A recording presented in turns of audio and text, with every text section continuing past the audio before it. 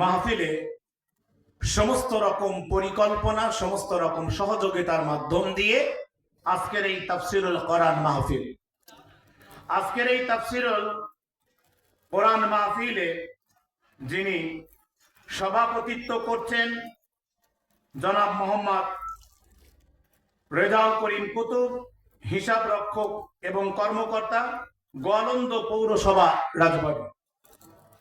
আজকের এই মাহফিলের প্রধান অতিথি জনাব ডাক্তার মোহাম্মদ রশিদুল ইসলাম। এনারা অসুস্থতার কারণে মাহফিলে উপস্থিত হতে পারে নাই। আমরা তাদের জন্য দোয়া করি, আল্লাহ তাদের হায়াতে তৈয়বা দান করেন। সকলে পড়ছি আমিন।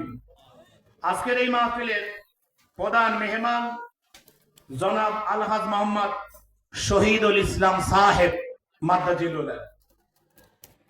আজকের এই আলোচনা মাহফিলে আমার পূর্বে যিনি বক্তব্য পেশ করছিলেন মুনাফিক সম্পর্কে, হাফেজ হযরত মাওলানা মোহাম্মদ নাসিম উদ্দিন সাহেব, ইমাম ও খতিব, নাউতি ভবানীপুর বাজার দামে মসজিদ। এরপরেও মাগরিব থেকে এ পর্যন্ত যারা কথা বলেছিলেন, সর্বশেষ আমার উস্তাদ তুল্য বিশিষ্ট আলেমে দ্বীন, ইসলামী চিন্তাবিদ, মুফাসসিরে কোরআন, সুমিষ্ট ভাষী, বলিষ্ঠ কণ্ঠস্বর, যিনি একটানা 40টা বছর বাংলাদেশের বিভিন্ন আনাচে কানাচে কোরআনের খেদমত করে আসছেন, আমার উস্তাদ তুল্য হযরত মাওলানা আওয়াবুল্লাহ ইব্রাহিম সাহেব, অধ্যক্ষ পাংশা সিদ্দিকিয়া কামিল মাদ্রাসা, পাংশা, রাজবাড়ী সহ আমার সামনে উপবিষ্ট অত্র এলাকা থেকে আগত দিনদার পরহেজগার, আমার পিতৃতুল্য বয়োজ্যেষ্ঠ, যাদের দোয়া ফিরাইতে আল্লাহ লজ্জাবোধ করেন, দাড়িপাকা মানুষগুলি, টকবকে যুবক, আমার সমবয়সী এবং যারা এখনো গুনাহ হয় নাই, নিষ্পাপ অধিকা যারা থাকলে পর্দার আড়ালে আমার সম্মানিতা মা ও বোনেরা, আমি আমার ব্যক্তি সত্তা থেকে প্রত্যেকেরই মুবারকবাদ জ্ঞাপন করছি। সেই সঙ্গে আমি সালাম দিচ্ছি, আসসালামু আলাইকুম ওয়া রাহমাতুল্লাহি ওয়া বারাকাতুহু। আমরা মাহফিলে এসেছি, সন্তুষ্ট করব কার? চিল্লায় বলেন, সন্তুষ্ট করব কার? নারে তাকবীর। 60 বছরের বিরুদ্ধদের তাকবীরটা হয়েছে, ইয়াং 30 বছরের যুবকের তাকবীরটা হয় নাই। চিৎকার করে দিয়ে আমরা আল্লাহকে সন্তুষ্ট করতে চাই। ওরা আপনি আমাদের আসবার বসবার সুযোগ করে দিয়েছেন, এজন্য শুকরিয়া তো আছেই। আর একবার আমরা আল্লাহ তাআলার সন্তুষ্টির জন্য তাকবীরে জবাব দিব, নারে তাকবীর। দিন ইসলাম, দিন ইসলাম, আল কোরআনের আলো। আর আল কোরআনের আলো ঘরে ঘরে জ্বালানোর দরকার নাই, ঘরে ঘরে তো জ্বলবেই। এখন থেকে আমাদের স্লোগান থাকবে, আল কোরআনের আলো সংসদে, আল কোরআনের আলো সংসদে জালো।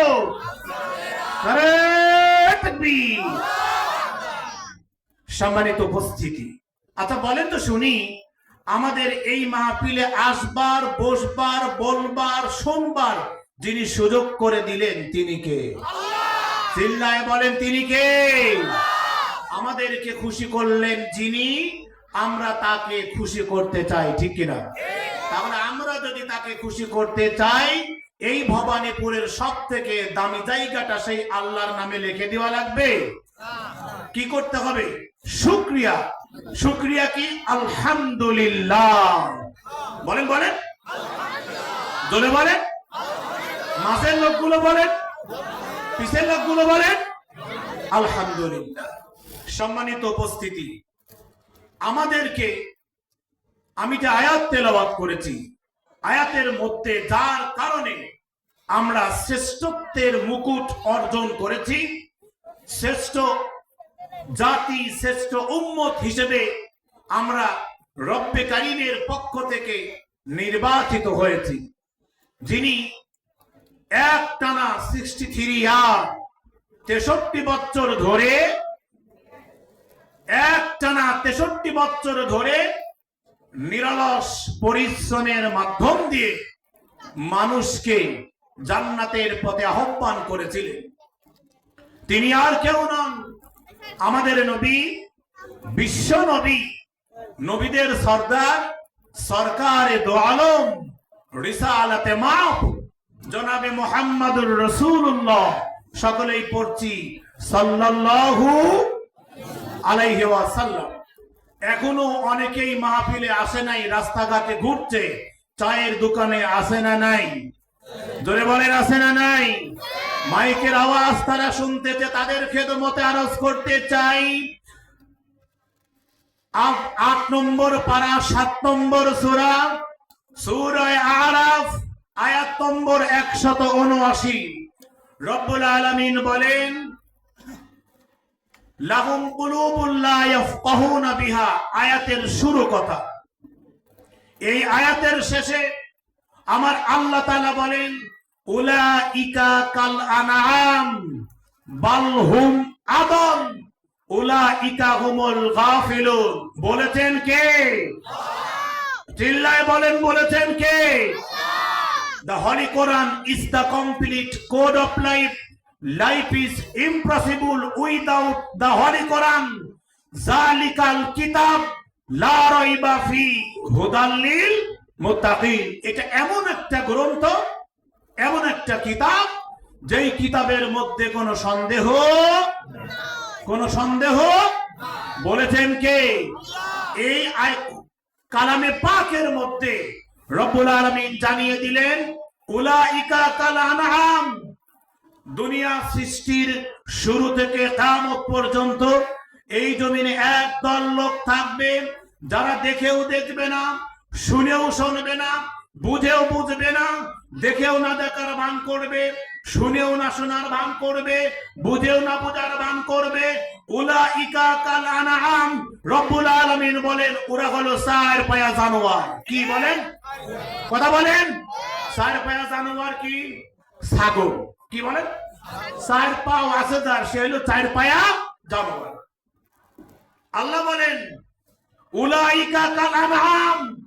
যারা দেখেও দেখে না, শুনেও শোনে না, বুঝেও বোঝে না, দেখেও যারা না দেখার ভান করে, অর্থাৎ তারা দেখেছে কোরআনের আহ্বানে একদল মানুষ সারাদিন পরিশ্রম করবার পরেও কোরআনের মাহফিলে তারা উপস্থিত হচ্ছে, এটা তারা দেখেছে। ঠিক কিনা? চিল্লায় বলেন ঠিক কিনা? যখন আহ্বান করা হয়েছে, তারা জানে, বোঝে যে এখানে আমার যাওয়া উচিত, তাহলে দেখেও দেখলো না, শুনেও শুনলো না, বুঝেও বুঝলো না, এদের সার্টিফিকেট দিয়েছেন কে?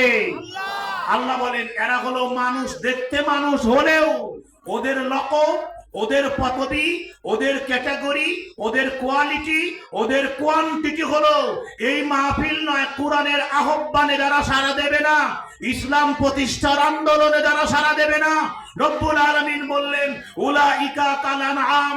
ওরা হলো 4 পায়া জানোয়ার, তার চাইও খারাপ। উলাইকা হুমুল গাফিলুন বাল হুম আদল।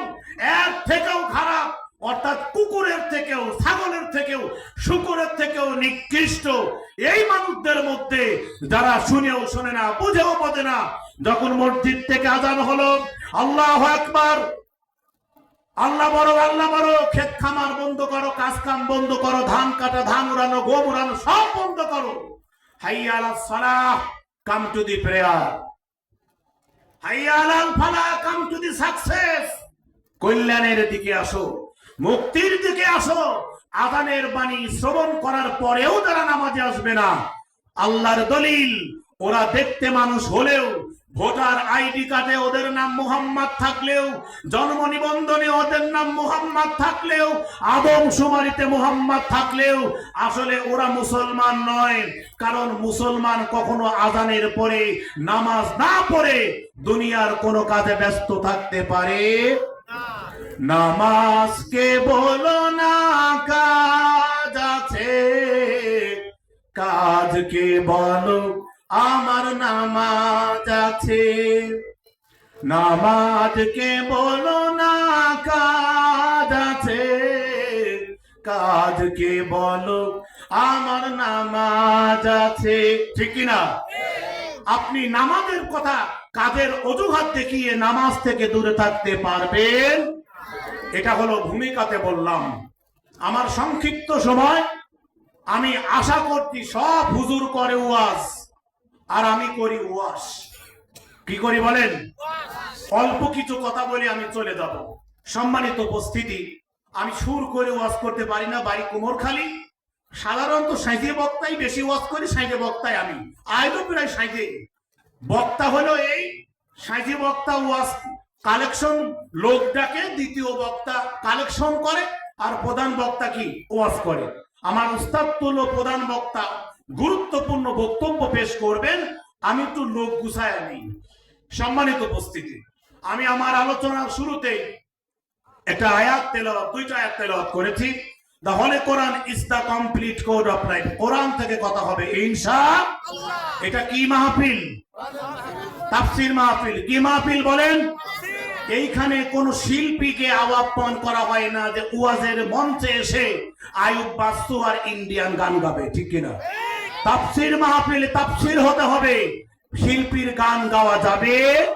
যে বক্তাগুলি স্টেজে বিভিন্ন শিল্পীর গান গায় তাদেরকে প্রশ্ন করবেন, আপনাকে দাওয়াত দেওয়া হয়েছে তাফসীর মাহফিলে, এটা মমতাজের গানের প্যান্ডেল না, এখানে গান গাইতে পারবেন না। কোরআন শরীফের শুরুতেই আছে বিসমিল্লাহ, আছে না নাই? এই কথা বলেন, আছে না নাই? বিসমিল্লাহর শুরুতে আছে বা। কোরআন শরীফের সর্বশেষ অক্ষরটা হলো সিন, বা সিন জবর বাস। Complete code of life. Quran শরীফের সব থেকে বড় সূরাটার নাম হলো সূরাতুল বাকারা। বাকারা শব্দের শাব্দিক অর্থ হলো গরু। ঠিক কিনা? কথা কয় নাকি? আর কোরআন শরীফের সর্বশেষ সূরাটার নাম হলো সূরায়ে নাস। কি নাম বলেন? নাস।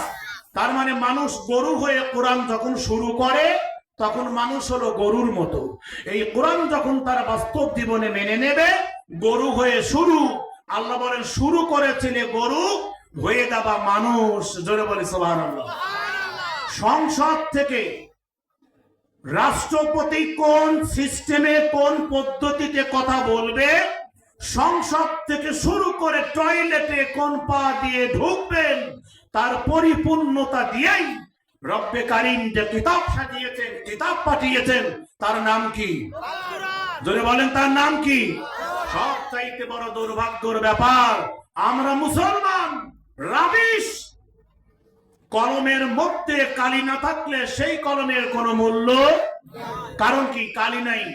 আপনি দাবি করেন মুসলমান, আপনি কোরআন পড়তে পারেন না, এর থেকে মহা অযোগ্যতা মুসলমানদের জীবনে হতে পারে না। কোরআন পড়ুন, কোরআন বুঝুন এবং কোরআনের আলোকে টোটাল লাইফ গঠন করুন। আল্লাহ তৌফিক দান করেন। সকলে পড়ছে আমিন। সম্মানিত উপস্থিতি, আমি আমার মূল আলোচনার দিকে আপনাদের কাছে আমি যে কথাগুলো বলবো সেই আলোচনা এখন আপনাদের সামনে করতে যাচ্ছি ইনশাআল্লাহ। আল্লাহ বলেন কুনতুম খায়রা উম্মাতিন উখরিজাত লিন-নাসি তা'মুরুনা বিল মা'রুফি ওয়া তানহাউনা আনিল মুনকার ওয়া তু'মিনুনা বিল্লাহ। এই আয়াতের মধ্যে রব্বুল আলামিন জানায়া দিলেন, তোমাদেরকে সর্বোত্তম উম্মত হিসেবে মানব জাতির কল্যাণের জন্য তোমাদেরকে সৃষ্টি করা হয়েছে।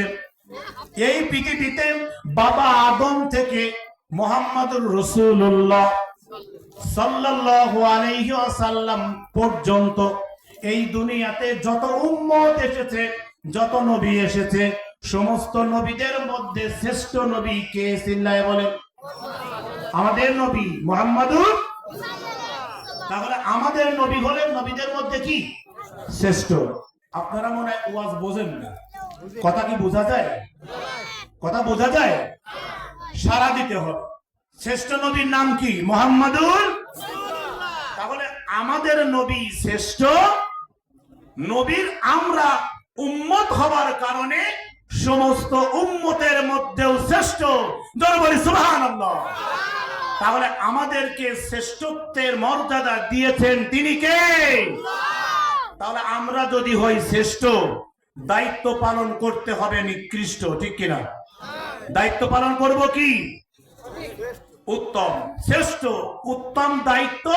আমরা মানুষ হিসাবে শ্রেষ্ঠ, উম্মত হিসাবে শ্রেষ্ঠ, আমাদের কাজও করতে হবে শ্রেষ্ঠগুলো, ঠিক কিনা বলেন?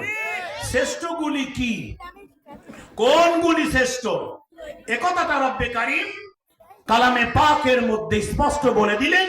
সূরা ইমরান আয়াত নম্বর 110, সূরার সিরিয়াল নাম্বার 3 নম্বর সূরা, সূরা ইমরান আয়াত নম্বর 110। আল্লাহ তাআলা বলেন, ওয়াতানহাউনা আনিল মুনকারি ওয়া তুমিনুনা বিল্লাহ ওয়ালাউ আমানা আহলুল কিতাবি লাকানা খায়রান লাহুম। রব্বুল আলামিন বলেন, বান্দারে, যদি তোমরা শ্রেষ্ঠ উম্মত হতে চাও, শ্রেষ্ঠ উম্মতের মুকুট যদি ধরে রাখতে চাও, শ্রেষ্ঠ উম্মত হিসেবে কিয়ামতের ময়দানে সবার আগে জান্নাতে যেতে চাও, তাহলে তোমাদের 3টা কাজ করতে হবে। কয়টা? জোরে বলেন। কাজ করতে হবে 3। 1, রব্বুল আলামিন বলেন তোমাদের প্রথম দায়িত্ব হলো অবশ্যই তোমরা সৎ কাজের আদেশ দেবে। কি করবে? এই কথা বলতে হবে। সৎ কাজের আদেশ মানে হলো এই দুনিয়াতে যেগুলি সৎ কাজ আমরা বুঝি কি বুঝি না? জোরে বলেন, বুঝি কি বুঝি না? যেইগুলো সৎ কাজ ঈমানদারদের দায়িত্ব এবং কর্তব্য, আল্লাহ তাআলা আমাদেরকে দায়িত্ব দিলেন কালামে পাকের সূরা ইমরানের 110 নম্বর আয়াত দ্বারা। রব্বুল আলামিন বলেন তোমরা সৎ কাজের আদেশ দেবে।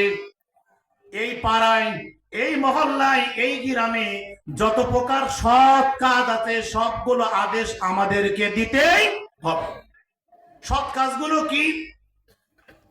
এক কথায় যে কাজগুলো আল্লাহ এবং রাসূল করতে বলেছেন, সংক্ষেপ, সময় কম, যেই কাজগুলো করলে জান্নাতে যাওয়া যাবে, যেই কাজগুলো করলে আল্লাহ খুশি হবে, যেই কাজগুলো করলে রাসূল খুশি হবে, এই কাজগুলিকেই সৎ কাজ বলা হয়, ঠিক কিনা বলেন? রব্বুল আলামিন বলেন, বান্দারে, শুধু সৎ কাজ করলেই হবে না, তোমাদের দায়িত্ব হলো অসৎ কাজেও বাধা। কথা কয় না কেন? অসৎ কাজ বলতে কি? সুটকা গাঁজা এমন টান দেব উড়ে যাবি ঘরের মটকা, যে কবি গাঁজা খাস নে তার বাড়ি করলে যাস নে, যারা করবি মানা তাদের চোখ হয়ে যাবি কানা। আমরা খাই লতা পাতা, তাই নিয়ে এত কথা, আমরা খাই গাছের ফুল, এতে খুশি আল্লাহ রাসূল। জোরে বলেন সুবহানাল্লাহ। এই সুবহানাল্লাহ বলেছেন কি? হাত উঁচু করেন তো, সুবহানাল্লাহ। আরে ওয়াজ আপনারা কিভাবে নিচ্ছেন আমি বুঝে নেব না? তাহলে আমাদের দেশে মনে হয় এই নাওতি, এই আর পাড়া, ভালো শব্দ নতুন বাজার, ঠেলা ঠেলি না নাই। আমি আসার পথে অনেকেই জিগায়, হুজুর জান কই? বললাম ভালো নাম তো জানি নি, তবে অনেকেই এই কথা বলে। আসলে একটা নতুন একটা বাজার, এই বাজারের আশেপাশে মনে হয় ট্যাপেন্ডাখোর নাই, গাঁজাখোর নাই, শিবুখোর নাই, অনলাইনে গেম খেলা নাই, সিটারি বাটপারি নাই। এগুলো তো ভালো কাম। এগুলো কি ভালো কাম না? এগুলো কি কাম? মন্দ কাম।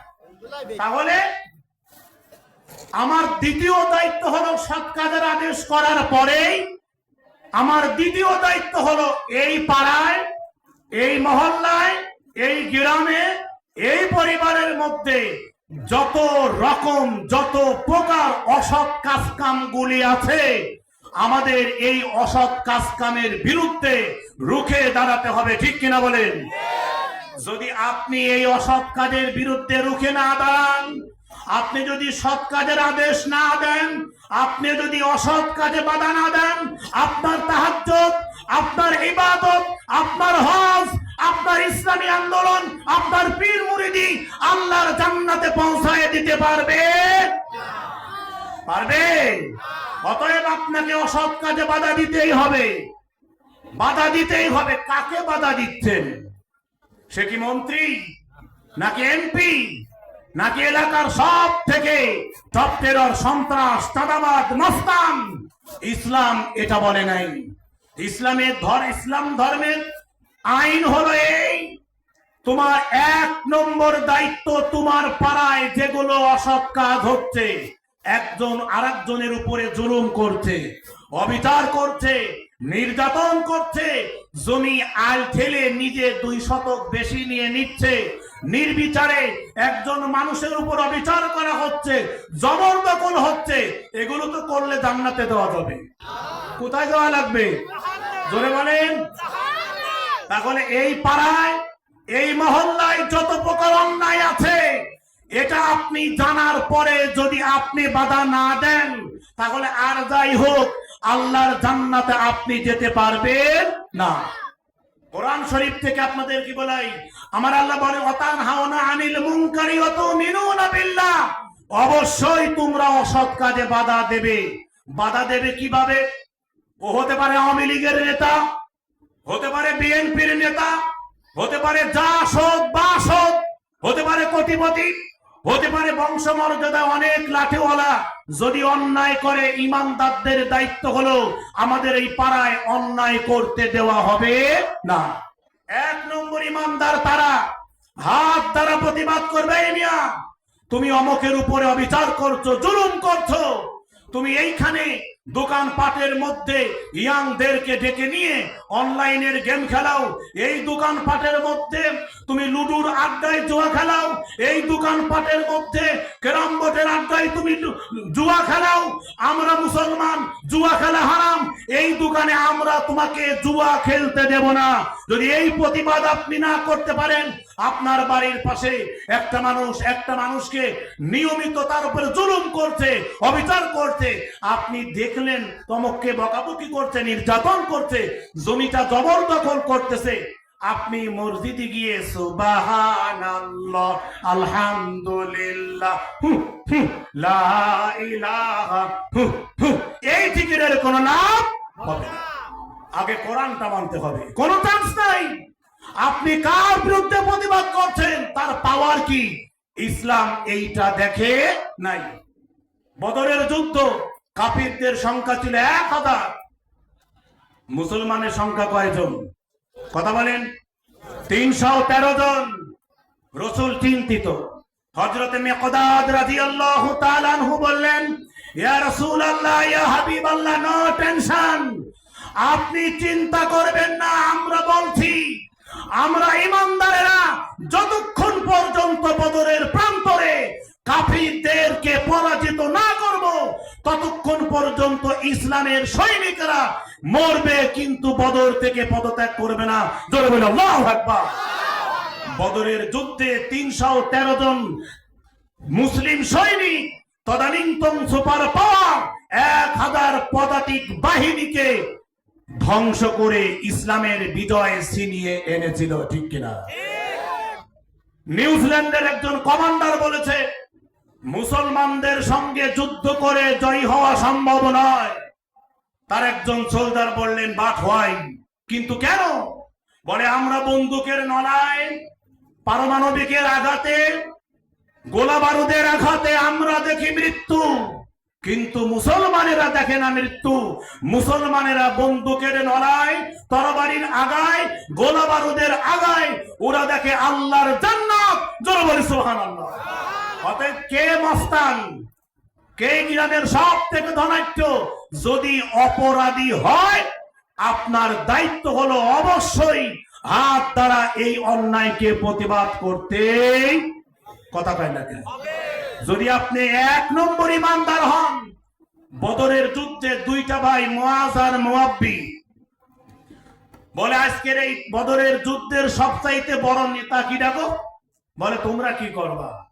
বলে আমাদের দেখাও তো দেখি এই বদরের যুদ্ধে সবচাইতে বড় ক্যাডার কে? বলে ওই দেখো আবু জেহেল, দেখো বড় লোহার বল্লম পরা, অনেক দীর্ঘকায় মানুষ, শক্তি সামর্থ্য এবং রণকৌশলে এক্সপার্ট পারসন। বলে আজকের ওইটারে সাইজ করবো। 13 বছর আর 14 বছরের মুয়াজ আর মুয়াব্বি আবু জেহেলকে ঘিরে ফেললো। সব চাইতে বড় নেতার ধনব, অথচ 313 জন সাহাবার মধ্যে সব থেকে কনিষ্ঠ 2 জন সাহাবী মুয়াজ আর মুয়াব্বি যুদ্ধের ময়দানে গেলেন, আবু জেহেলকে ঘিরে ফেললো। আবু জেহেল তার বিভিন্ন কৌশল অবলম্বন করে মুয়াজ আর মুয়াব্বিকে যুদ্ধ থেকে বিতাড়িত করার বহু চেষ্টা করলো, আঘাত করলো। ভাইয়ের হাত কেটে গেছে, বাম হাতটা ঝুলতেছে। বলে আমার বাম হাত যুদ্ধের ময়দানে ডিস্টার্ব করে, বাম হাত পায়ের নিচে আল্লাহু আকবার বলে ছিঁড়ে ফেলে দিয়ে তরবারির আঘাতে আবু জেহেলকে জমিন ওই ঘোড়ার উপর থেকে জমিনে টান করে দিয়েছে। আল্লাহু আকবার। ছোট সাপের কি বড় বিষ? ছোট সাপের মুসলমান মরে কিন্তু নরে না। সম্মানিত উপস্থিতি, আমরা জানি আজ থেকে 16 বছর একটানা, একটু মিলায় নেন তো, গায়ে লাগলে কিচ্ছু করার নাই, কথা বলতেই হবে, ঠিক কিনা? 16 বছর কথা বলতে পারি নাই, জবানকে থামিয়ে দিয়েছ, কোরআনের কথাগুলি বলতে দেও নাই, কান খুলে শোনে নাউতির মানুষ। আজ থেকে 1500 বছর আগে আল্লাহর নবীর বিরুদ্ধে আবু জেহেল 3টা আইন পাশ করেছিল। কয়টা? 3টা আইন পাশ করেছিল। গোটা দুনিয়াতে রাষ্ট্র আছে 228টা, 800 কোটি মানুষ। এই 800 কোটি মানুষের মধ্যে সব থেকে বেশি মানুষ হত্যা করেছে 6 জন। কয়জন বলেন? এই কথা বলেন, ধরে বলেন কয়জন? 6 জন। এই 800 কোটি মানুষের মধ্যে 375 কোটি খ্রিস্টান, 200 কোটি মুসলমান, 2 কোটি ইহুদি। 800 কোটি মানুষের মধ্যে মাত্র 6 জন মানুষ সব থেকে বেশি মানুষকে হত্যা করেছে। নামগুলো বলবো নাকি? 1 নম্বর হিটলার। নাম কি? হিটলার। হিটলার একবারে 60 লাখ ইহুদিকে হত্যা করেছিল। 2 নম্বরে হলো জোসেফ স্টেভেন। 3 নম্বরে হলো জর্জ বুশ, ডব্লিউ বুশ। 4 নম্বরে নরেন্দ্র কাহা। এই নরেন্দ্র কাহা হিন্দুদের মারে নাই, গোটা দুনিয়াতে 4র্থ নম্বর কিলার এই নরেন্দ্র কুমার ঘোষ। এই নরেন্দ্র কাহা মুসলমানদের রক্তে হাত রঞ্জিত করেছে, ঠিক কিনা বলেন? যতক্ষণ পর্যন্ত বাংলাদেশের মানুষ না বুঝবে ইন্ডিয়া আমাদের শত্রু, যতক্ষণ এই জাতি ইন্ডিয়া আমাদের শত্রু এইটা নির্বাচন করতে পারবে না, ততদিন পর্যন্ত মানুষ হিসেবে আমরা নিজেদেরকে মেলে ধরতে পারবো না। এই নরেন্দ্র ঘোষ শুধু একটা হিন্দুকে মারে নাই, লক্ষ লক্ষ মুসলমানদেরকে নৃশংসভাবে এখনো পর্যন্ত আজ আমি দেখেছি মুসলমান 70-80 বছরের মুরব্বীদেরকে কিভাবে নির্দয়ের মতো নির্পিটাচ্ছে। আল্লাহু আকবার। এরপরেও আপনারা ইন্ডিয়ার পক্ষে কথা বলেন। এই ইন্ডিয়ার পক্ষে কথা বলার মানুষ এই দেশে আছে না নাই? একটু ভাবেন তো। বলে আমরা আগেই তো ভালো ছিলাম, ঈমান নষ্ট হয়ে যাবে। তাহলে আমরা জানলাম 800 কোটি মানুষের মধ্যে 6 জন মানুষ সব থেকে বেশি মানুষ হত্যা করেছে। 4র্থ নম্বরে হলো নরেন্দ্র কুমার সাহা। 5ম নম্বরে হলো অং সং সুচি। 6 নম্বর নামটা একদিন বলতাম না, আজকে বলে ফেলা দেবো। তাকে দাওয়াত দেন না, আজ যখন দেশেন আজ ধনবই ইনশাআল্লাহ। দাওয়াত পাওয়ার আশা আমি করি না। 6 নম্বরে আমাদের হাসিনাতুল কুবরা। জোরে বলি সুবহানাল্লাহ। এই হাসিনাতুল কুবরা বাংলাদেশের তাদেরকে হত্যা করেছে কেবলমাত্র শুধুমাত্র যারা ইসলামের কথা বলে, ঠিক কিনা বলেন? তবে নতুন করে যদি পরিসংখ্যান প্রণয়ন করা হয়, আমাদের হাসিনা উনি 6 নম্বরে থাকবে না। যে পরিমাণ মানুষ হত্যা করেছে আমার মনে হয় 3-4 মধ্যেই থাকবে, ঠিক কিনা বলেন? আজ থেকে 1500 বছর আগে একটু মিলাম তো, যদি আপনি পয়াকার গল না হন, মেন্টালিটি যদি ডিসপ্লেস না হয়, একটু ভাবেন তো, আজ থেকে 1500 বছর আগে দারুন নাদোয়া বুখারী শরীফের 5ম খণ্ডের 149তম পৃষ্ঠা, খণ্ড নম্বর 5, হামিদিয়া লাইব্রেরি, আশরাফ আলী থানভী রহমাতুল্লাহ আলাইহি লিখেছেন দারুন নাদোয়া। আজ থেকে 1500 বছর আগে আবু জেহেল দ্রুত ট্রাইব্যুনাল গঠন করেছিল। এই দ্রুত ট্রাইব্যুনালে আবু জেহেল 3টা আইন পাশ করেছিল, লিউস ফিতুকা আও ইয়াকতুলুকা ওয়া ইয়াখরুজুকা। তার মানে আবু জেহেল আইন পাশ করলো, যদি এই মক্কাতে কোন মানুষ ইসলাম প্রতিষ্ঠা করতে চায়, কোরআন যদি প্রতিষ্ঠা করতে চায়, কোরআনের আইন যদি প্রতিষ্ঠা করতে চায়, আমি আবু জেহেল এই দারুন নাদওয়াতে আইন পাশ করলাম, তার এই মক্কা মদিনাতে আর তাকে থাকতে দেওয়া হবে না, দেশ থেকে বহিষ্কার করা হবে। 1 নম্বর আইন। 2 নম্বর আইন পাশ করলো, যদি কেউ কোরআন প্রতিষ্ঠার আন্দোলন করে, এই জমিনে কোরআন প্রতিষ্ঠা করতে চায়, তাহলে তাকে আমৃত্যু কারাদণ্ড দেওয়া হবে।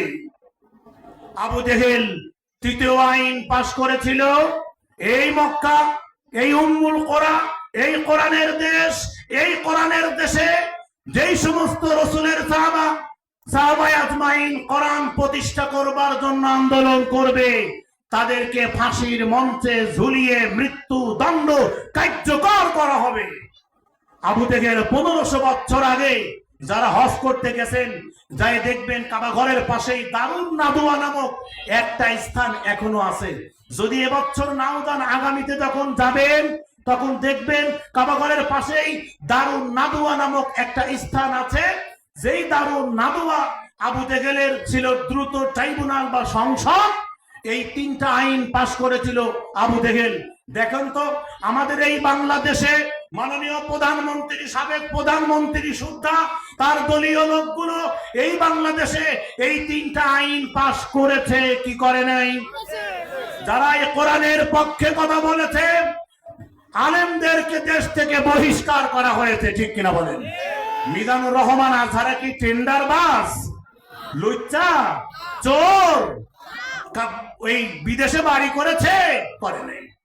অপরাধ ছিল এই মিজানুর রহমান আজহারি কোরআনের কথা বলে, ঠিক কিনা বলেন? কোরআনের কথা বলার কারণে বিগত সময়ে মিজানুর রহমান আজহারিকে বাংলাদেশ থেকে বহিষ্কার করা হয়েছে, ঠিক কিনা বলেন? নাম্বার 2, কোরআনের হক কথা বলার জন্য 52টা রাষ্ট্রে যিনি কোরআনের দ্বীনের দাওয়াত প্রচার করেছেন। কাবা ঘরের এ পর্যন্ত 3 জন মানুষের গায়েবানা জানাজা হয়েছে। সর্বশেষ যার জানাজা হয়েছে আল্লামা দেলার হোসেন সাইদি, ঠিক কিনা বলেন? আল্লামা দেলার হোসেন সাইদির জানাজা হয়েছে কাবার চত্বরে।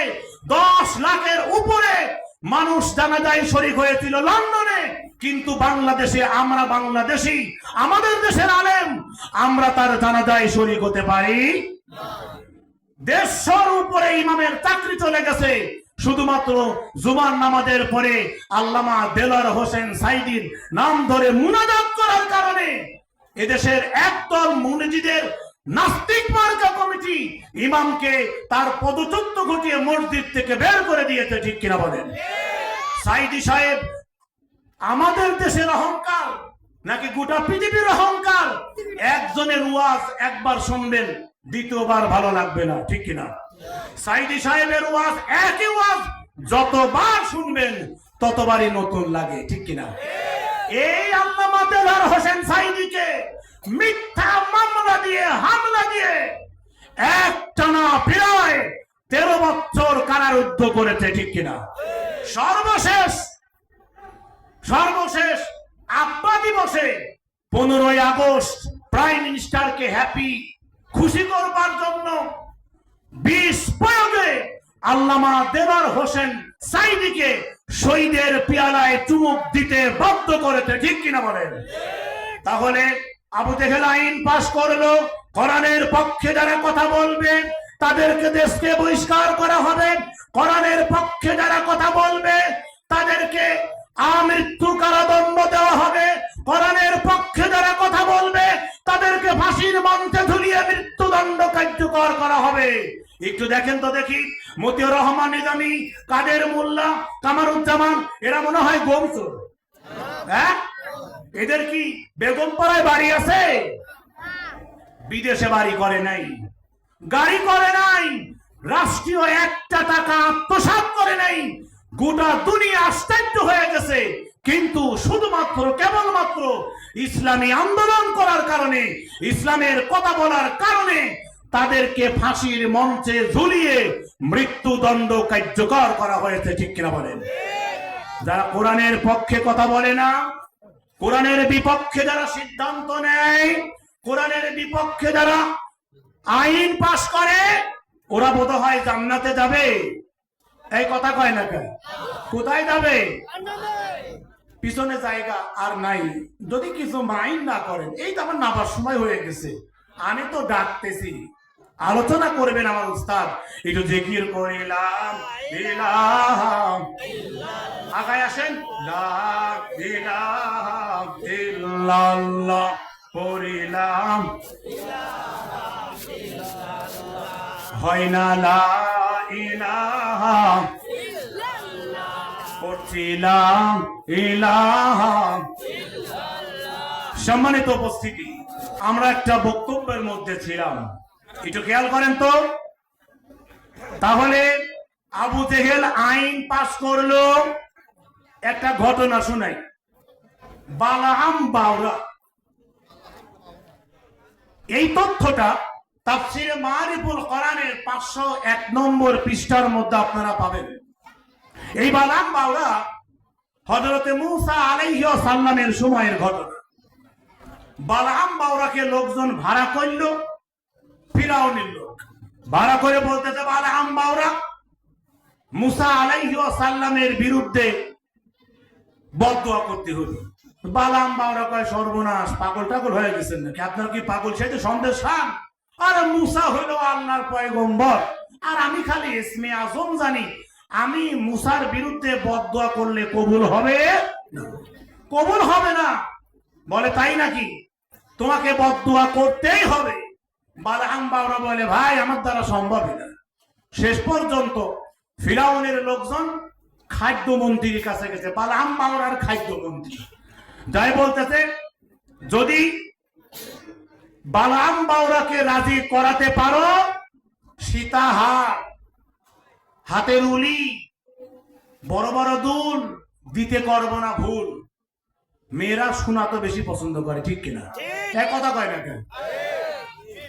বললো, ঠিক আছে, একটু সব জায়গা মস্তানি চললে তো বোর কাছে মস্তানি চলে না, চলে? এই কথা কয় নাকি? তুমি এসপি ডিসি অফিসে ডাইল নাই, ডাইল কিনে আইনো, মস্তানি শেষ, ঠিক কিনা?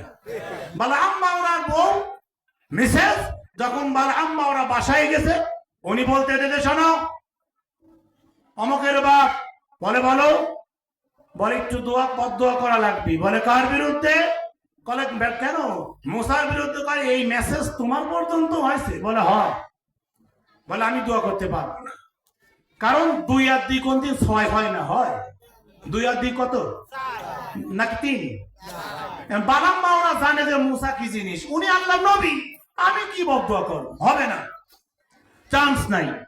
বলে, তুমি যদি তার বিরুদ্ধে বদদুয়া না করো, এই যে কল্লা মারি, চলে যাব সারা জীবনের জন্য বাপের বাড়ি।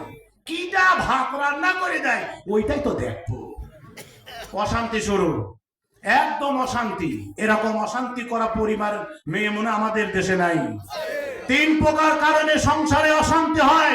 যদি কোনো নারী স্বামীর সঙ্গে মুখে মুখে তর্ক করে, যদি কোনো নারী স্বামীর সঙ্গে প্রতি বিষয়ে জিদ করে, এবং যদি কোনো নারী তার বাপ মার কথা মতো সংসারকে মেইনটেইন করার চেষ্টা করে, আর যাই হোক ওই পরিবারে খাওয়া থাকলেও শান্তি থাকবে,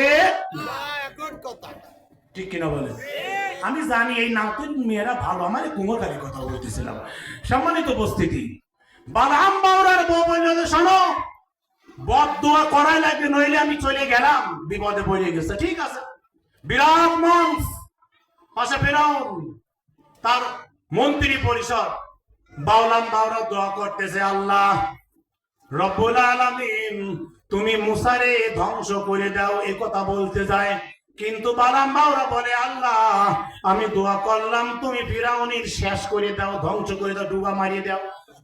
ফিরাউন কাছে বসে রয়েছে, গুই তোমার কয় কিরে টাকা দিলাম আমি, প্যান্ডেল খরচ আমার, মিষ্টি খরচ আমার, সব দায়িত্ব আমার, টাকা দিলাম আমি, ওর গহনা কিনে দেবো আমি, ওর ভাড়া করলাম আমি পাশে বসে, আমি হলাম মিশরের আল্লাহ, নাউজুবিল্লাহ, আমি মিশরের প্রধানমন্ত্রী, আমার পক্ষে দোয়া করতে বললাম, ও আমার পক্ষে দোয়া না করে আমার বিপক্ষে দোয়া করে। গুই তোমার ওই বালাম বাউরা ক্ষমতা কি জানো? কাদের লাইসি না থামো, বালাম বারাকায় লাইসিনা থামো, wait and see, attention please. ফিরাউন বলে, হয়েছেটা কি? বলে, আমি যতবার বদদুয়া করি আল্লাহ তুমি মুসারে ধ্বংস করো, আমার জিহ্বা ঘুরে ততবারই হয়ে যায় আল্লাহ তুমি ফিরাউনের ধ্বংস করো। বালাম বাউরা বলে, ও ফিরাউন, জিহ্বা হতে পারে আমার, কিন্তু জিহ্বা এই মুহূর্তে আমার কন্ট্রোলে নাই। দেখেন তো দেখি বালাম বাউরার মতন ঘটনা আমাদের দেশেও ঘটেছে কিনা। বিশেষ এক মজলিসে তার দলের মৌলবীরা, তার দলের হুজুররা, আল্লাহ তুমি অমুকের জান্নাতে দাও, এই কথা বদলতে তারা বলল, আল্লাহ তুমি জাহান্নামের বিশেষ এক জায়গায় ঠাঁই করে দিও, আছে না নাই? জবান দিয়েছেন কে? জবান দিয়ে কথা বলার ক্ষমতা দান করেন তিনি কে? যদি আপনাদের অপছন্দ হয় কোরআন শরীফটা খোলেন, সূরা রহমান আয়াত নম্বর 4, আল্লাহ বলেন, আল্লামাহুল বায়ান, আমি তোমাদেরকে বর্ণনা করার ক্ষমতা দিয়েছি। আমার কথা দ্বারা পছন্দ হবে না, আমার কথা দ্বারা ভালো লাগবে না। রব্বুল আলামিন বলেন, আমার তৈরি গরুর গোশত তোমার ভালো লাগে, আমার তৈরি বউ তোমার ভালো লাগে, আমার তৈরি মাটিতে ধান লাগায় তুমি চাষ করো, বীজ লাগাও, এইগুলো তোমার ভালো লাগে। আমার হুকুম তোমার ভালো লাগে না, আমার নামাজ তোমার ভালো লাগে না, আমার রোজা তোমার ভালো লাগে না। তুই তো অবাধ্য। গ্রামের লোক কয় যায়, বাপ মার কথা না শুনলে কি কয়? বলে না, শব্দটা খারাপ। বাপ মা বলে, তোর মতন অবাধ্য লাগবে না, বাড়ির থেকে বাইরেও বাড়ির থেকে। আমার আল্লাহ বলেন, ইয়া মাশারাল জিন্নি ওয়াল ইনসি ইন ইসতাতাতুম আন তানফুযু মিন আকতারিস সামাওয়াতি ওয়াল আরদি ফানফুযু লা তানফুযুনা ইল্লা বিসুলতান। আমি সৃষ্টি করলাম জমিন, আমি সৃষ্টি করলাম আসমান, সব সৃষ্টি করলাম আমি। আমার তৈরি পানি তুমি খাও, আমার তৈরি গোশত তুমি খাও, আমার সব কিছুই ভালো লাগে। আমি আল্লাহর নিয়ম তোমার ভালো লাগে না। তোমার মতো অবুঝ, তোমার মতো অবাধ্য বান্দা আমার লাগবে না। গো টু আপ, এই দুনিয়ার বাইরে চলে যা, তোর মতন অবাধ্য আমার লাগবে না। এরকম আল্লাহ অবাধ্য আছে না নাই? তাহলে আমরা কথার মধ্যে ছিলাম, ওই 3টা আইন যারা পাস করলো, যারা কোরআনের পক্ষে কথা বলবে দেশ থেকে বহিষ্কার করা হবে, যারা কোরআনের পক্ষে কথা বলবে মৃত্যু কারাদণ্ড দেওয়া হবে, যারা কোরআনের পক্ষে কথা বলবে তাদেরকে ফাঁসির মঞ্চে ঝুলিয়ে মৃত্যুদণ্ড কার্যকর করা হবে। ওই ফিরাউন যে আইন পাস করেছিল, এই আইনের সঙ্গে কিয়ামত পর্যন্ত যেই সমস্ত রাজা প্রজা এই আইনের সঙ্গে আইন মিলে যাবে, ফিরাউন যাবে যেই বেহেশতে, তারাও যাবে সেই জান্নাতে, ঠিক কিনা? ফিরাউন কোন যাবে? আর জোরে বলেন, এই জোর হলে না বলেন। হযরতে রাসূল যুদ্ধের পোশাক পরে চলে যায়। উমার বলেন, হুজুর যুদ্ধের পোশাক পরে কোথায় যায়? আমরা তো দেখি নাই হুজুর যুদ্ধের পোশাক পরে আমাদেরকে না নিয়ে কোথাও যায়। উমার পাশ লাগলেন রসুলের। রসুল চলে গেলেন বদরের প্রান্তরে। বদরের কূপের কাছে 14 জন কাফেরের দেহ আছে, তার মধ্যে আবু জেহেলের দেহ আছে। রসুল যেন কি বলেন, আবার একটু চুপ করেন, 2 জনের মধ্যে কথাবার্তা হয়, আবার রসুল চুপ করেন, আবার বলেন। উমার বলেন, ইয়া রাসূলুল্লাহ, ইয়া হাবিবাল্লাহ, আপনি কার সঙ্গে কথা বলেন? এখানে তো আমি কাউকেই দেখি না। আল্লাহর রাসূল বলে, উমর তুমি নবী না, আমি নবী। আমি যা দেখি তা তুমি দেখো না, আমি যা শুনি তা তুমি শোনো না, আমি যা বুঝি তা তুমি বোঝো না। আমি এখানে আসলাম, রব্বে কারীম আবু জেহেলের কথা বলার ক্ষমতা দিয়েছে। আবু জেহেল আমাকে বলে, ও রাসূল তুমি আল্লাহকে বলো আল্লাহ আমারে হায়াতটা দিক, আবার জীবন দিক, আমার এই কষ্টের থেকে বাঁচায় দিক। আমি কথা দিলাম যদি আল্লাহ আমারে হায়াত দেয় আমি উপরে যাব, দুনিয়াতে যাব, এত ভালো হয়ে যাব, এত ভালো হব দুধের মধ্যে পানি মিশালে যেমন আলাদা করা যায় না, আমি এত ভালো ইমানদার হয়ে যাব, পরহেজগার হয়ে যাব, পৃথিবীর কেউ আমাকে মুসলমান থেকে বেদিন বানাতে পারবে না। আল্লাহ রাসূল বলেন, চাচারে একবার না দুইবার না 4000 বার গেছিলাম, সর্বশেষ যখন তোমার কাছে গেলাম তুমি বড়ই খাচ্ছিলে। আমি বললাম চাচা তুমি খাও কি?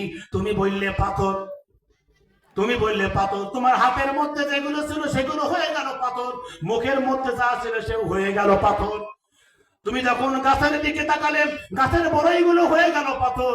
আমি তোমারে বললাম চাচা দেখো তো গাছের পাতায় লেখা কি?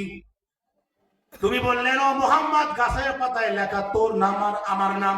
আসলে গাছের পাতায় লেখা ছিল লা ইলাহা ইল্লাল্লাহু মুহাম্মাদুর রাসূলুল্লাহ।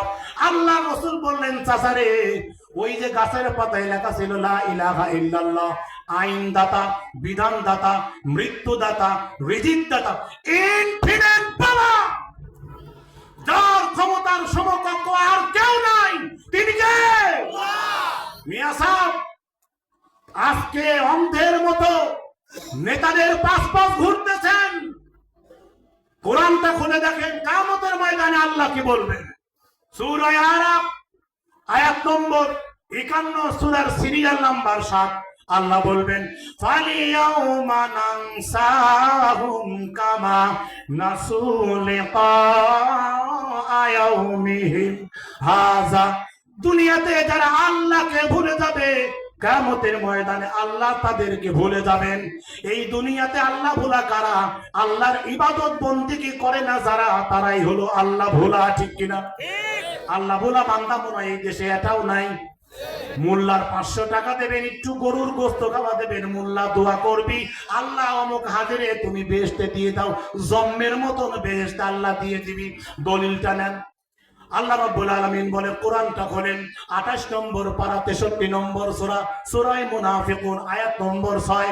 আল্লাহ বলেন সাওয়াউন আলাইহিম আস্তাগফারতু লাহুম আম লাম তাস্তাগফির লাহুম লা ইয়াগফিরাল্লাহু লাহুম ইন্নাল্লাহা লা ইয়াহদিল কওমাল ফাসিকিন। হে রাসূল আপনি মাগফিরাতের দোয়া যতই করেন ওই লোকদের জন্য যারা আল্লাহর ইবাদত বন্দেগী করে নাই, সারা জীবন হুজুরের বিরুদ্ধে খাটলো, ইমামের বিরুদ্ধে খাটলো, কোরআনের বিরুদ্ধে খাটলো, স্লোগান দিল কোরআনের বিরুদ্ধে, থানায় ফোন দেয় গোপনে, হাসেন স্যার মাল আইসে, হুজুর ও জামাত ইসলাম করে, ইসলামী আন্দোলন করে, একটু ধরেন।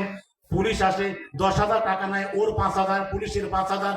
এমন জান্নাতি মানুষ মনে হয় এই গ্রামে এটাও নাই। এই গ্রামে আছে, তার মানে আমার মৃত্যুই। আমি আপনাদের খেদমতে আরজ করতে চাই, কেউ কারোর জন্য দোয়া করলে কবুল হবে না। কোরআনটা খোলেন 28 নম্বর পারা 63 নম্বর সূরা। শুধু এক মৌলবী না, গোটা পৃথিবীর সব মৌলবীকে যদি আপনি খাইয়ে দেন, গোটা পৃথিবীর মাদ্রাসা, এই গোটা পৃথিবীর সব এলাকাকে মাদ্রাসা বানাইয়া দেন, যতই দোয়া করুক আল্লাহ বলবেন I don't accept your prayer, তোর দোয়া কবুল হবে না। কারণ বড়ই গাছে কখনো আম হয়? সারা জীবন অকাম কুকাম যা করেছেন, আটা গাঁজা ট্যাপেন্ডা বাবা শিবু কাবু মদ বাংলা ইংরেজি যা আছে পাউডার সহ সব ধরেছেন, জীবনে নামাজ তো পড়েই নাই। আরো বলেছেন নামাজ পড়ে পাইছো কি? বলে নাই? এ লোক মনে হয় নাই। আরো বলে যে করে পুণ্যি তারা পিছন হয় সন্নি, আর যে করে পাপ সে হলো 7 চাওয়ালের বাপ। ও মোল্লা নামাজ পড়ে পাইছো কি? বেটা মরে দেখ নামাজ পড়লি কি হয় আর নামাজ না পড়লি কি হয়। কচুর মতন কচু হলি অল্প জালেই সেজে, আর মানুষের মতো মানুষ হলে অল্প কথায় বোঝে, জ্ঞানী বোঝে ইশারায়, গোয়ার বোঝে কিলে, আর অন্ধ বোঝে চোখের মধ্যে আঙুল গুজে। সবাই কি বুঝবেন? এরও দলিল আছে। কে আপনি হক কথা বলবেন না? ওই গ্রামের মানুষ অন্যায় করে কেন প্রতিবাদ করবেন না? প্রতিবাদ করতেই হবে। হযরত আব্দুল্লাহ ইবনে আব্বাস রাদিয়াল্লাহু তাআলা আনহু বলেন, আলেমদের জন্য, নামাজি লোকের জন্য, দ্বীনের দায়ীর জন্য, আল্লাহর গোলামদের জন্য কোরআন শরীফের সবচাইতে মায়ের মুখী আয়াত হলো একটা, 5 নম্বর সূরা সূরা মাইদা আয়াত নম্বর 63। সময় নাই, ওয়াজ করব কি করেন? লাউলা ইয়ানহাহুমুর রাব্বানি, কোরআন শরীফটা খোলেন। মিয়া আপনি মনে করতেন ওরা মারামারি করে, করুক গিয়ে, আমি পড়ি লা ইলাহা ইল্লাল্লাহ। ইউসা ইবনে নুন, আল্লাহ বলেন ইউসা তোমার জাতিরে ধ্বংস করে দেব। ইউসা কয় কে? আমার জাতির কি ভালো লোক নাই? আল্লাহ বলে হ্যাঁ আজ আমি জানি, 40% লোক ভালো আর 60% লোক গাঁজা খায়, মন্দ, মালও খায়, জিনাও করে, ব্যভিচারও করে। এই মন্দ লোকের সঙ্গে ভালো লোকের উঠা বসা কুলাকুলি করা, এই জন্য ওই মন্দ লোক সহ সব লোকের আমি শেষ করে দেব। আল্লাহ তাআলা বলে ফেরেশতারে ওই গ্রামটা ধ্বংস করে দেয়।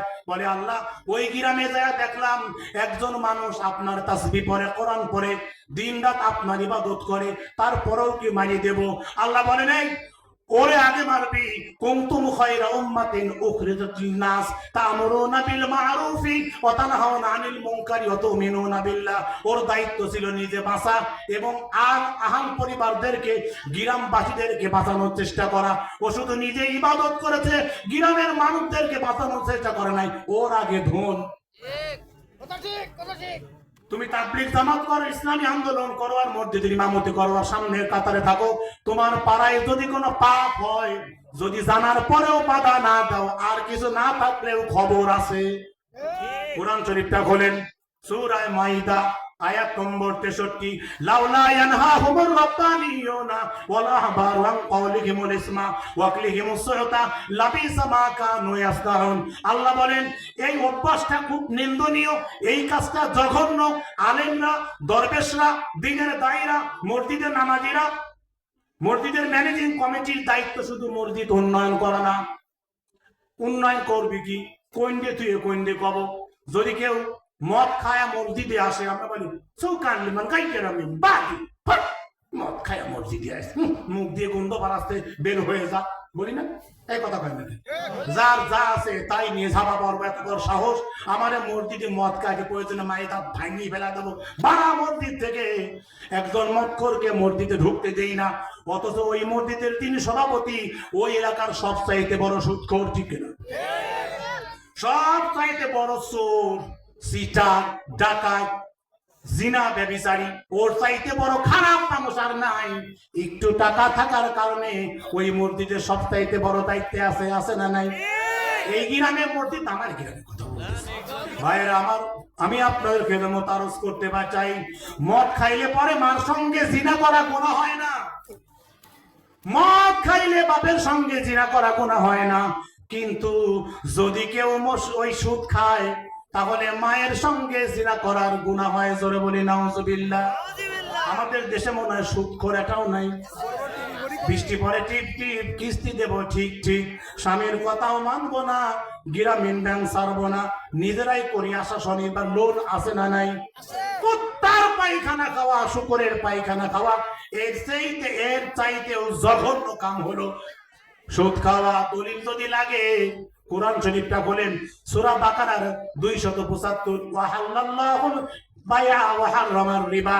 আল্লাহ বলেন তোমাদের জন্য সুদ হারাম করে দিলাম, ব্যবসাকে বৈধ করলাম, তবে সব ব্যবসায় না। অনেকেই বলে হুজুর ব্যবসা তো বৈধ। আল্লাহ বলেছেন আমি ব্যবসা করি, গাঁজার ব্যবসা, এতে সমস্যা রাখি। মনে রাখবেন 3 প্রকার মানুষ আল্লাহর জান্নাতের বাসনাই পাবে না, মানে ঘিরান পাবে না। তারা কারা? এক, রাসূল বলেছেন লা ইয়াদখুলুনাল জান্নাতা আবাদান দাইয়ুস। 3 প্রকার মানুষ আল্লাহর জান্নাতে যাবে না। এক প্রকার হলো যারা পিতামাতার অবাধ্য। এই দেশে মনে হয় পিতামাতার অবাধ্য একটাও নাই। আরে মারে বলে বুড়ি, আব্বারে বলে বুড়ো, আর শাওরি বাড়ি যায় বলে আম্মা কেমন আছে, আছে না নাই? বোর জন্য আপেল কুমড়া লেবু বাজার থেকে নিয়ে আসে, বাড়ির থেকে ডিম ছুলে খালি মা টের পাওয়া যাবেনি, কমলা লেবু ছুলে খালি টের পাওয়া যাবেনি। বাজার থেকে তোমরা ওই কুমড়া খুলে নিয়ে আসে, ডিম ছুলে নিয়ে আসে। আর মা বলে বাজান রে সিলাই করতে করতে জায়গা আর নাই, ছায়া বিলাও সব শেষ। ও বাজান পেটের জন্য গ্যাসের জন্য ছটফট করি, আমার একটা গ্যাসের বড়ি দিস। একটা গ্যাসের বড়ি কেনার টাকা নাই। আর প্রিয়তমা সোনার ধন স্ত্রী যদি বলে তাহলে ঝুড়ি ভরে আপেল আসে, আছে না নাই? আমার আল্লাহ তাআলা বলেন 3 প্রকার মানুষ জান্নাতে বাসনা পাবে না, যারা পিতামাতার অবাধ্য। 1 2 নম্বরে হলো যারা ওই লোক যারা হলো কি করে, অ্যাডিক্টেড, নেশা করে এবং নেশা বিক্রি করে। সম্মানিত উপস্থিতি, আমি আপনাদেরকে মোতারজ করতে চাই, তাহলে আমাদেরকে বলা হলো 3 প্রকার মানুষ আল্লাহর জান্নাতে যাবে না, নেশার সঙ্গে যারা জড়িত এবং একদল মানুষ আছে যারা পিতামাতার অবাধ্য। আর 3 নম্বরে হলো যারা নেশার সঙ্গে জড়িত পরিবারের লোকদেরকে যারা দিনদার বানাতে পারে নাই। আপনার অধীনস্থ যারা, তাদেরকে যদি আপনি দিনদার বানাতে না পারেন এবং নেশার সঙ্গে যদি আপনার সম্পর্ক থাকে এবং আপনি যদি অবাধ্য হন, আপনার পিতামাতা আল্লাহর জান্নাতে যেতে পারবেন না। এই কথাটাই রব্বে কারীম সূরা মাইদার 63 নম্বর আয়াতের মধ্যে দান করলেন, লাউলা ইয়ানহাকুমুর রাব্বানিয়ুনা ওয়াল আহবারু। ওই গ্রামের মানুষগুলো অন্যায় করে, অবিচার করে, জুলুম করে, নির্যাতন করে। ও মৌলবী, ইমাম, ও নামাজি, ও দরবেশ, তুমি দেখেও না দেখার ভান করো কেন? বাধা দাও। যদি বাধা না দাও তাহলে কি হবে? ওরা অনলাইনে গেম খেলে যে সোয়াব হয়, ওরা গাঁজা বেচে যে সোয়াব হয়, ওরা টেপেন্ডা খায়া যে সোয়াব হয়, আপনি জানার পরেও যদি বাধা না দেন, আপনি সেম সোয়াবের অধিকারী হবেন। জোরে বলি সুবহানাল্লাহ। বাহ, এই তো ওয়াজ শিখে গেছেন। তাহলে কোন কাজগুলো করলে জান্নাতে যাওয়া যাবে আর কোন কাজগুলো করলে জান্নাতে যাওয়া লাগবে, এটা আমরা বুঝি কি বুঝি না? কথা কয় না কে? আমরা বুঝি। সম্মানিত উপস্থিতি, আমি আপনাদের আয়ু ফুরিয়ে গেছে, হুজুর আসতেছে, কোনটি তুই কোনটি কব। একটু কোরআন শরীফটা বলেন, 20 নম্বর পারা, 28 নম্বর সূরা, সূরা কাসাস, আয়াত নম্বর 56। আল্লাহ বলেন, ইন্নাকা লা তাহদি মান আহবাবতা ওয়ালাকিন্নাল্লাহা ইয়াহদি মান ইয়াশাউ ওয়া হুয়া আ'লামু বিল মুহতাদিন। রব্বুল আলামিন বলেন, বান্দা তুমি যতই যাদেরকে হেদায়েতের কথা বলো, সবাই হেদায়েত পাবে না। হেদায়েত নসিবে থাকতে হবে। তোমার ভালো লাগলেই হবে না, ভালো লাগতে হবে আমার। হেদায়েতের মালিক কে? আরো জোরে বলেন কে? নবীর হাতে যদি হেদায়েত থাকতো, নবীর স্ত্রীরা কাফের হতো না। নবীর হাতে যদি হিদায়াত থাকতো, নবীর চাচারা কাফের হতো না। নবীর হাতে যদি হিদায়াত থাকতো, নবীর দাদারা কাফের হতো না। হিদায়াতের মালিক কে? আমি আজকে ওয়াজ করে চলে গেলাম, কালকে থেকে সব মানুষ 5 ওয়াক্ত নামাজ পড়বে আর জীবনে মিথ্যা কথা বলবে না, সুদ ছাড়িয়ে দেবে, এমন জোরে বলেন। কিয়ামতের ময়দানে আল্লাহ 5টা প্রশ্ন করবেন, তার মধ্যে একটা হলো এই, তোমার এলেম অনুযায়ী আমল করেছ কতটুকু?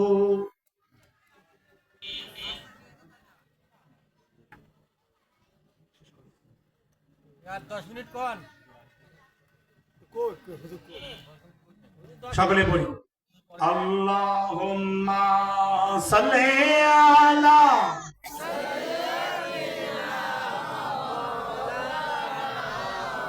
ওয়া আলা আলি সাইয়্যিদিনা। Let me finish, not of the point. খেয়াল করো, সম্মানিত কোথায় শেষ, আবার কোনদিন কথা বলে দেখা হবে ইনশাআল্লাহ। অনেক মানুষ বলে সাইদি সাহেব কি ভালো, আমির হামজাই কি ভালো, যদি ভালোই হইতো তাহলে কি জেলে যাইতো নাকি?